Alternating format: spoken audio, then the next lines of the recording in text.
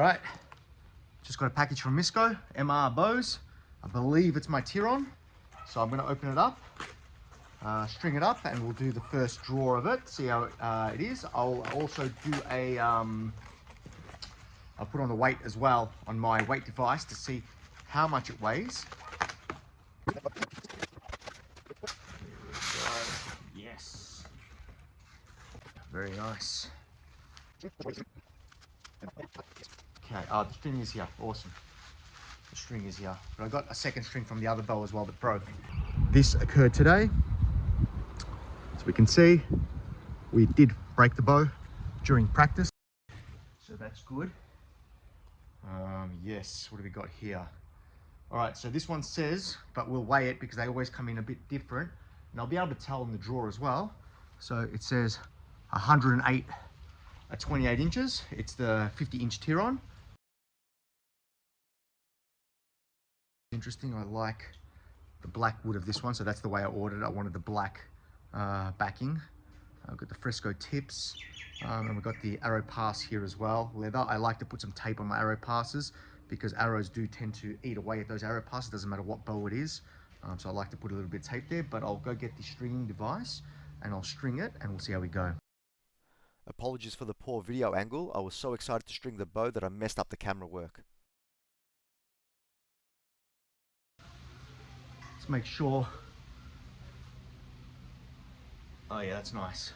It's good to check both sides to make sure the string's on, not just down the bow from, we'll call it the drawing side of the bow. It's always good to check both sides to see if the limbs are twisting when they're strong enough. But that's I can feel the weight on this one actually. These do tend to stack early though, earlier than the H1 heavy draws that I have. I'll go put a glove on and I'll do a first draw and see how it goes. Okay, so I'll do a few test draws. I won't go to full draw length, I just want to feel it. Oh yeah, that's heavy. That is heavy. Yep, that's nice. All right, let's see how we go. Oh, that's heavy. That is heavy. That does feel heavy. That feels heavy. Not sure what it is, but I mean, you've seen the video, 107 pounds at 28 inches, 115 pounds at 28 inches. This feels stiff, actually. Let me try again, proper one.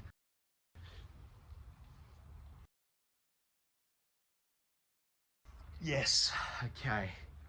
That does feel heavy. That feels like 110 pounds plus, to be honest, but again, can be deceptive. I have to put on the weight device. It does say 108. I'll show that again. It does say 108. These do stack a little bit earlier than the other bows, so it might in fact be 108. It's just stacking fast. That's why it feels heavier. But it definitely, even at that kind of, I can feel the collapse. I'm getting towards the full draw and I'm starting to collapse. It probably has come in at over 110, but we'll confirm that.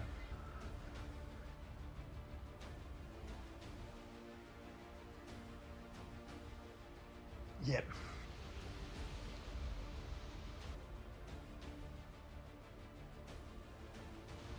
Yeah, I'm definitely anchoring it past my ear. I'm getting the full draw out of it. Might be getting even 28 1/4 on it. It's hard to tell without the arrow on it, of course. But I would say it's probably about 110 to 115 pounds, somewhere in there. Because even though it's heavy at that kind of start point, I do feel that collapse at the terminus as well. And for the collapse to happen, it has to be over about 110 pounds for me. I don't collapse on my 107 pound bow. I start collapsing over that 110 pound mark. So yeah, brand new bow, really excited. No cracks on this one from what I can hear. All sounds great, feels great. We will weigh it up now and see what it's actually weighing at, and then we'll be able to maybe give this a test this week. Might be even able to do a chrono test on it. See how we go. Here we go.